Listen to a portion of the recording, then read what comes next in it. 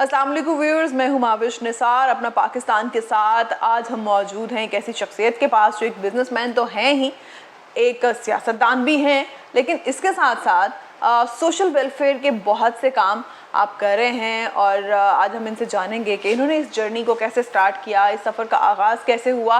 Businessman तो बहुत से हैं हमारे माशरे में, लेकिन दर्द दिल रखना, इसको रियलाइज़ करना, इंसानियत का एहसास करना, इस रास्ते पर उन्होंने कब और कैसे पाँव रखा। थैंक यू सो मच कैस शेख साहब, आपने वक्त दिया आज के लिए और इंतज़ार करवाने के लिए। माजरत, हम थोड़ा लेट हो गए आपकी तरफ पहुंचने में। मुझे बताइएगा कि बिज़नेस तो ठीक है, हर इंसान अपने लिए करता है, सर्वाइवल के लिए करता है, आगे बढ़ने के लिए करता है, लेकिन आपने पॉलिटिकल पार्टी बनाई, आपका पॉलिटिकल विजन एक तो मैं इस बारे में मैं जानना चाहूँगी, और जो पाकिस्तान का पॉलिटिकल सिनेरियो है वो, एंड सेकेंडली जो आपके एनजीओ है, किस हवाले से आप काम कर रहे हैं, और ये ख्याल कैसे आया आपको कि ठीक है यार, अपने लिए तो हर इंसान करता है लेकिन दूसरों के लिए भी कुछ किया जाए। देखिए, मैं कोरोना से पहले काफ़ी हम लोगों की टीम है, इंसान दोस्त, जो कि हम लोग इंटीरियर में काम कर रहे होते हैं और बड़े अरसे से हम लोग काम कर रहे हैं। फ्रॉम आई थिंक 2010 से कर रहे थे। फिर आपके सामने कोरोना आ गया 2020। जब कोरोना आया तो बड़ी बारिशों में, जो रिकॉर्ड बारिशों हुई थी, उसमें एक यूसुफ गोट का एरिया, सरजानी का एरिया, औरंगी का एरिया डूब गया। तो उस वक्त आपको पता है, the chairman cater association Pakistan, तो मैरिज हॉल्स भी बंद थे, बिजनेसेस भी बंद थे। तो मैं फिर वहाँ पे चला गया, यूसुफ गोट साइड पे। जब मैंने वहाँ पे देखा, हाल बुरा था और पॉलिटिशियन वहाँ पे कोई जा नहीं रहा था। जो MNA MPs थे वो डर के मारे नहीं जाते थे कि हमने कुछ किया नहीं अभी तक, और लोगों का, पब्लिक का जो गुस्सा था उससे वो घबराए हुए थे। तो मैं बीइंग अ सोशल वर्कर जब मैं वहाँ पे गया तो मैंने देखा कि पानी, सेवरेज सिस्टम बनाया ही नहीं गया उन एरियाज़ में, और उसको बड़े अरसे से उसको पानी दिखाते थे, डूबता हुआ दिखाते थे, फंड लेते थे, कहाँ जाते थे। तो फिर मैंने वहाँ पे उधर ज्वाइन किया। फिर आप किसी भी एरिया में अगर आप अच्छा काम करते हैं तो आप को लोग फिर कॉल करते हैं, जी हमारा ये प्रॉब्लम है, हमारा ये प्रॉब्लम। तो at that time I was fully free. और फिर मैंने इंटीरियर जाना इसलिए छोड़ दिया कि मैंने कॉस्ट लगाया। मैंने कहा इंटीरियर तो यूसुफ गोट से बहुत अच्छा है, साफ़ सुथरा है, तो मैं वाई कांट आई स्पेंड, मैंने तो ह्यूमैनिटेरियन काम करना है। तो मैंने फिर यहाँ पे स्टार्ट कर दिया। फिर यहाँ पे जब मैंने देखा, सबसे बड़ा इशू था सेवरेजेस का।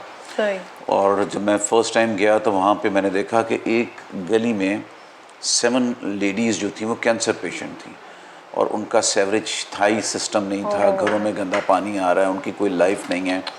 तो फिर मैंने वहाँ पे सेवरेज की स्टार्ट करवाया। नियर अबाउट मैंने अपनी मदद, आपके तहत 200 के करीब गलियाँ वहाँ पे मैंने सेवरेज कराई। और जब बारिशों में घर डूब गए थे तो, और टूट गए थे, किसी की दीवार होगी, किसी की रूफ लीक होगी, किसी के अंदर वॉशरूम गिर गया, मैंने नियर अबाउट 400 घरों को कंस्ट्रक्ट कराया, रिपेयर करवाया। औरंगी में, सरजानी में, मंगूपीर में, खुदा की बस्ती में, सम्मू गोट आपने देखा होगा, नाले के बिल्कुल सामने डूब गया था। तो ये अल्हम्दुलिल्लाह काम करा। जब मैंने ये सारा काम किया, देखा, तो मुझे ये फील हुआ कि अब जब लोगों ने मेरे से कांटेक्ट करना शुरू किया कि एक बंदा आया हुआ है, अकेला है, ना मैं फ़ंड लेता हूँ ना डोनेशन लेता हूँ, जब उन्होंने देखा कि ये बंदा आ रहा है, हमारी हेल्प कर रहा है, तो उन्होंने मुझे हर तरफ से मुझे कॉल्स आना शुरू हो गई। मैंने 5 रुपये रोटी का तंदूर लगाया, सिलाई सेंटर लगाया वहाँ पे।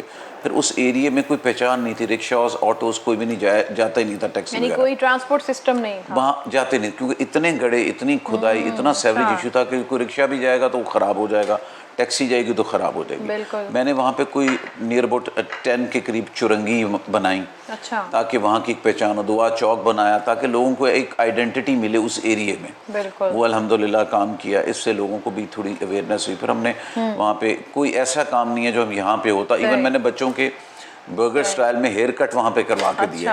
उन्हीं बार्बर्स को लिया। हर 2-3 मंथ्स बाद एक एक्टिविटी होती है हमारी हेयर कटिंग की, जो हम वहाँ पे करवाते हैं। जो मेरी वहाँ पे मैंने टीम रखी है, ऑफिस है मेरा। उसके बाद जब मैंने, लोगों की बहुत रिक्वायरमेंट हुई और उन्होंने मुझे काफ़ी, हर कोई ने हर एरिया से मुझे कॉल आती थी काम की, तो फिर मैंने एक पॉलिटिकल पार्टी बनाई, क्योंकि अकेला बंदा इतनी काम कर नहीं सकता गवर्नमेंट के। उस पर फिर हमने गवर्नमेंट पे भी प्रेशर डाला, प्रोटेस्ट किए। अच्छा, गवर्नमेंट की तरफ से क्या रिस्पांस आ रहा था जब आप खुद ही से लोगों के वेलफेयर के लिए काम कर रहे थे? लोग आपको अप्रोच कर रहे थे, बजाय कि वो वहाँ के MNA MPA को अप्रोच करते, वहाँ के एडमिनिस्ट्रेशन को बोलते, लेकिन वो इंडिविजुअली आपसे कांटेक्ट करने लगे कि इस शख्स ने इतने सारे काम पहले से कराए हैं, तो हम इसी को कांटेक्ट करें, तो गवर्नमेंट की तरफ से कोई रिस्पांस आया कुछ ऐसा? देखें, कोई भी किसी भी एरिया में अगर कोई पॉलिटिकल पार्टी स्ट्रांग हो और उधर कोई बंदा आए और वो काम करे और लोगों के दिलों में आ रहा हो तो उनको एक स्केर्डनेस हो जाती है। वही ना। तो फिर हमने जब प्रोटेस्ट वगैरह की मुर्तज़ा वहाब के ऑफिस में, प्रेस क्लब में, लोगों को बताया, उनको बताया। पहले तो ये होता था लोग वहीं पे प्रोटेस्ट करते थे, वहीं रह जाते थे, कुछ लोग पैसे पकड़ते थे और गवर्नमेंट से और काम नहीं करते थे और खा जाते थे। जब हम प्रेस क्लब यहाँ पे गए तो पीटीआई के भी हम मैंने थे आफ्ताब जहांगीर, उन्होंने हमसे कांटेक्ट किया कि भाई यहाँ ना प्रोटेस्ट करें, मैं कुछ करूँगा। लेकिन हमने प्रोटेस्ट किया, उसके बाद आपने देखा नाले बनना शुरू हो गए। इसी तरह मुर्तज़ा वहाब ने भी 14-15 गलियों की कमिटमेंट की जो उन्होंने ऑनर की और उनसे हमने बनाया। तो गवर्नमेंट का अब एक फोकस है उस एरियाज़ में और वो काम है। मंगू पीर में भी काम करवा रहे हैं। सारा जो हमारी 3 साल की जो मेरी मेहनत थी, मेरी टीम की मेहनत थी, सारे लोगों की मेहनत थी, मीडिया की मेहनत थी, सोशल मीडिया की मेहनत थी, जिन्होंने मेरी चीज़ों को, मेरे कामों को दिखाया, जिसकी बेस के ऊपर गवर्नमेंट को करना पड़ा। अभी आपने रिसेंटली देखा होगा औरंगी में मैंने पूरी मोटर बाइक ड्राइव की थी, पेट्रोल ड्राइव की थी, जिसमें मैंने motor bikes near about 600 bikes थी जिनको फ्री पेट्रोल डाल के दिया था। उसके बाद काला पुल में भी हमने यही किया, जो पंप है उसमें भी ये ड्राइव की नियर अबाउट 300 to 400 बाइक्स में वहाँ पे भी थी। तो हर वक्त और हालात के हिसाब से एक डेफिनेटली मैं एक्टिविटी करता हूँ। अभी हेलमेट की भी हमने एक्टिविटी की, उससे पहले भी हमने शार फैसल पे हेलमेट की एक्टिविटी की। तो इंशाल्लाह ताला इसी तरीके से काम है। यही आपके अच्छे काम गवर्नमेंट के ऊपर एक प्रेशर होते हैं जिसकी वजह से वो आगे आपका काम। अच्छा, अब आप जैसे आपने कहा कि जब आप पॉलिटिकली, आपने तो वेलफेयर के लिए काम किए, लोगों के भलाई के लिए काम किए, लेकिन वो फिर उन्हें ज़रा पॉलिटिकली देखा जाता है कि शायद ये बंदा कल को कोई पोजीशन लेना चाह रहा है या इलेक्शन में कंटेस्ट करेगा, तो किसी पॉलिटिकल पार्टी की तरफ से आपको ऑफर नहीं आई कि आप हमें ज्वाइन कर लें, आप काम कर रहे हैं तो कल को टिकट ले लें हमसे, या आपने अपनी पार्टी को किसी में मर्ज करने का सोचा हो? नहीं, सारी पार्टीज़ की तरफ से मुझे तकरीबन ऑफर्स आती रही हैं, लेकिन आपके सामने political scenario is not clear कि where we are standing, when the elections will be. जैसे आपने देखा लोकल बॉडीज़ के इलेक्शन चेंज होते रहे डेट्स, तो अभी इसका भी नहीं पता और एकदम हम पार्टी लें, हर अगले दिन एक नई स्टोरी हो जाती है, नया सिनेरियो होता है। तो उसकी बेसिस के ऊपर ना मैंने ज्वाइन किया है, ना मैंने ये सोचा मैं मर्ज करूँ। I am in touch with every party and every party is in touch with me. Her party मेरे साथ इन टच भी है और हमारा मिलना मिलाना होता रहता है। किसी इवेंट में होता है, किसी प्रोटेस्ट में होता है, कहीं किसी वेडिंग इवेंट में हो जाता है, कहीं ना कहीं मिलते रहते हैं। तो लेकिन इंशाल्लाह जब इलेक्शन आएगा तो उस वक्त देखेंगे वेयर वी आर स्टैंडिंग, क्योंकि देखें कोई ना अच्छे लोगों को आना ज़रूरी है, बिल्कुल, जो मुल्क को चलाएं और लोगों के काम करें। तो अब हमारा मिलना मिलाना तो होता रहता है पॉलिटिकल पार्टी से। अभी देखें कहाँ पे सिनेरियो आता है और बाकी अच्छे लोगों का आना ज़रूरी है। और इसमें पब्लिक को भी चाहिए कि राइट पर्सन सेलेक्ट करें, किसी भी पार्टी का हो। ये नहीं होगा कि जी पीपल्स पार्टी का, अगर आप पीपल्स पार्टी का और आपका कैंडिडेट अच्छा नहीं है तो डोंट वोट हिम, आप दूसरी पार्टी को दें। जब तक अब आम लोग ये नहीं करेंगे मुल्क खड़ा नहीं होगा। इन्वेस्टर्स आते हैं, पैसा लगाते हैं, पैसा लगाने के बाद टिकट लेते हैं, टिकट लगाने के बाद वो डेफिनेटली अपनी रिकवरी करते हैं, उनका बिजनेस है। उसके बाद वो उस एरिया में जाते ही नहीं हैं, सिर्फ फंड्स लेते हैं और अपनी रिकवरी पूरी करते हैं और वो लोग, वो एरिया इसी तरह रहता है। जेन्युइन बंदे, hard worker, social worker type लोग हों जो काम करें, ग्राउंड में समझते हैं क्या सब, जैसे भी आप खुद कह रहे हैं कि इलेक्शंस के दिनों में तो हम देखते हैं सब सियासतदानों को मुतहरिक हुए होते हैं, अपने अपने एरियाज के विजिट कर रहे हैं, काम भी कर रहे हैं, लोगों की हेल्प आउट भी कर रहे हैं, लेकिन जैसे ही उन्हें इक़्तिदार मिलता है, जैसे ही उनकी ज़रूरत पूरी होती है वोट्स की, उसके बाद वो उन एरियाज में जाना बंद करते। लेकिन हमने देखा कि जो ट्रेडिशनल पॉलिटिक्स थी पाकिस्तान की, जो एक रिवायती सियासत थी, वो ट्रेंड्स भी ख़त्म हुए, नए लोग आए, पढ़े लिखे नौजवान लोग भी आए सियासत में, लेकिन इस चीज़ में कोई बदलाव नहीं आ सका कि वो अपने इलाकों के फिर विज़िट करते रहते। ये रिवायत कायम रही, अनफॉर्चुनेटली ये बरकरार रही कि जैसे ही इलेक्शंस ख़त्म हुए, अपने वोटों की तादाद और ज़रूरत पूरी हुई, इलाके से गायब हो गए। देखिए, एक थोड़ा सा ट्रेंड ये हो चुका हुआ है कि जो पॉलिटिकल पार्टीज़ बढ़ गई हैं ना, इंसान रहता कहीं है और कॉन्टेस्ट कहीं कर रहा है। हाँ। अच्छा, ये भी होता है, उनमें से 90% लोग गलत होते हैं। वो एक बिज़नेस के तौर पे टिकट्स लेते हैं, बाइंग करते हैं, कॉन्टेस्ट कर लेते हैं, उसके बाद वो वहाँ जाते नहीं हैं। पहले पॉलिटिशियन क्या होता था कि जिस गांव का है, जिस एरिया का है, उसी इलाके का MNA कॉन्टेस्ट कर रहा होता था, उसी इलाके का MP कॉन्टेस्ट कर रहा होता था, उसका घर भी वहीं होता था और वो घर चेंज नहीं करता। अब जैसे यूसुफ गोड से कोई जीता तो वो आके डिफेंस में शिफ्ट हो गए, जौहर में शिफ्ट हो गया। पहले ये सिस्टम नहीं होता था। पहले लोग कुछ ना कुछ काम करते थे। आपके सामने आप ओल्ड पिक्स देखें, ओल्ड वीडियोस देखें, आपको पता चलेगा कराची कितना साफ होता था। जी, बिल्कुल। पहले लैंड ग्रैबिंग नहीं होती थी। अब जो आ रहे हैं इन्वेस्टर टाइप लोग, ड्रग डीलर्स आ रहे हैं, लैंड अच्छा। ग्रैबर्स को दिया जाता है टिकट, सही। गलत लोगों को दिया जाता है।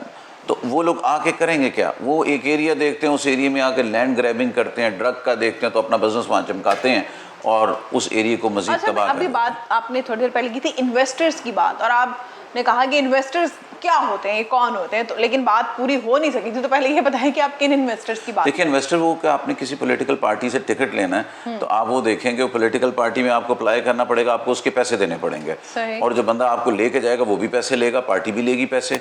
तो this is known as investment. ठीक है ना? आप अगर आप जेन्युइन बनना चाहते हैं, लोगों की खिदमत करना चाहते हैं, you don't have to buy the ticket. आप अगर टिकट बाय कर रहे हैं तो देन यू आर इन्वेस्टर, आप एक इन्वेस्टमेंट कर रहे हैं। तो ये चीज़ जो है ना वो एक अगेंस्ट जाती है, और ऐसे लोग आके फिर खाते हैं और रिकवरी करते हैं अपनी, और फिर वहाँ पे एरिया पे काम नहीं करते। अच्छा, आपने फरमाया कैस साहब कि जब आपको अवाम की खिदमत करनी है या दर्द दिल है आपके सीने में, तो फिर आपको किसी पॉलिटिकल पार्टी के टिकट की ज़रूरत नहीं है। तो ये जो टिकट लेना या उस पर इन्वेस्ट करना, ये सारा फिर तो इन्वेस्टमेंट में ही जाता है। और फिर जो बंदा पैसा लगा के किसी पॉलिटिकल पार्टी में कोई पोजीशन हासिल करता है तो ज़ाहिर फिर वो उसने अपनी रिकवरी तो करनी है। तो शायद इस वजह से जो अवाम के काम हैं, मुल्क के काम है, वो वहीं पर रह जाते हैं। ऑब्वियसली जी, यही एक रीज़न है। और मैं समझता हूँ जो नए लोग आके कॉन्टेस्ट करना चाहते हैं उन्हें टिकट बाय नहीं करना चाहिए। आपके पास पैसा है, आप लोगों की वेलफेयर के लिए लगाएं, उनके काम आएँ, आपको वैसे उनके दिल में जगह बनाएं, तो डेफिनेटली आपको एक अच्छा रिजल्ट मिलेगा इंशाल्लाह ताला। अच्छा, आपने जिस तरह से ये वेलफेयर का काम शुरू किया, आपने बहुत से जो मेरा ख्याल इंटीरियर सिंध के इलाके हैं वहाँ की बात की, आपने वहाँ पे काम करवाया, और फिर आप ये भी कह रहे हैं कि कुछ लोकल जो लोग होते हैं अपने एरिया को छोड़ के, अपने इलाके को छोड़ के वो दूसरे इलाकों में शिफ्ट हो जाते हैं। आप समझते हैं कि ऐसा नहीं होना चाहिए, उन्हें अपने ही इलाकों में रहकर काम करना चाहिए, क्योंकि उन्हें वहाँ की ग्राउंड रियलिटीज़ का, वहाँ के इश्यूज़ का ज़्यादा अच्छे से अंदाज़ा होता है बजाय कि किसी आउटसाइडर के। देखिए, कैपेसिटी को भी फिल करना ये ज़रूरी नहीं है कि अगर उस इलाके का नहीं है। मैं भी जैसे डिफेंस में रहता हूँ, मैं यूसुफपुर जाता हूँ, तो मैं एक एक्सीडेंटली गया हूँ। कैसे एक्सीडेंटली? वो डूब गया इलाका, कश्तियाँ चल रही थी, घर टूट के घर, इस बेसिस पे गया। जब मैं वहाँ पे गया तो it's not easy to go twice thrice in a week. आप देखें, अगर कोई ऐसे एरिया में जाता तो once in a blue moon जाता है, कि वंस इन एन ईयर चला जाता है कि जी बिरयानी की एक देख ले, कि मैंने गरीबों को बांटी, तस्वीरें लगाई और डिस्ट्रीब्यूट कर देंगे, देखिए हम कितना नेक काम करके। लेकिन 3-4 दफ़ा पहले मैं रोज़ भी जाया करता था कोरोना के टाइम पे, अब तो सारे लोग खुद भी बिजी होते हैं वहाँ पे। तो ऐसे एरियाज़ को डेवलप के लिए आप टास्क लें। और आप देखें, मुझे बहुत सी पार्टीज़ ने कहा आप डिफेंस से कॉन्टेस्ट करें, आप यहाँ रहते हैं। मैंने कहा यहाँ से फ़ायदा क्या है, यहाँ पे हर कोई है, पैसे वाला है। कॉन्टेस्ट तो मतलब वहाँ पे करे जहाँ किसी के लोगों के काम आ सके, और वहाँ जाके किसी के काम आने वाली बात है कि आपकी वजह से अगर वो एरिया डेवलप हो जाता है तो अल्लाह ताला ने जिस वजह से दुनिया बनाई है उसका मकसद पूरा होता है। आपकी इंसानियत देखने के लिए, आपकी ह्यूमैनिटेरियन वर्क देखने के लिए, आप आपस में क्या हैं। दैट्स द रीज़न कि मैं वहीं पे इस तरीके से कवर कर रहा हूँ।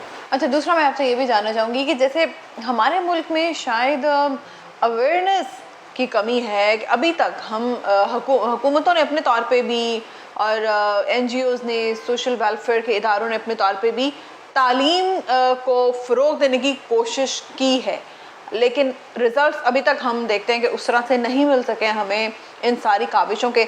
आपको लगता है कि क्या अभी हमारी एफ़र्ट्स में कुछ कमी है, तभी हमें ग्राउंड रिज़ल्ट उस तरह से नहीं मिले? देखिए, जो सोशल वर्कर्स स्कूल स्टार्ट करता है, जो NGOs करता है, उनका नाम नहीं होता। ठीक है। बाज़ लोग जाते हैं नाम के लिए, पर उनकी क्रेडिबिलिटी भी नहीं होती। फिर ये लोग ना फंड लेते हैं, चंदा लेते हैं।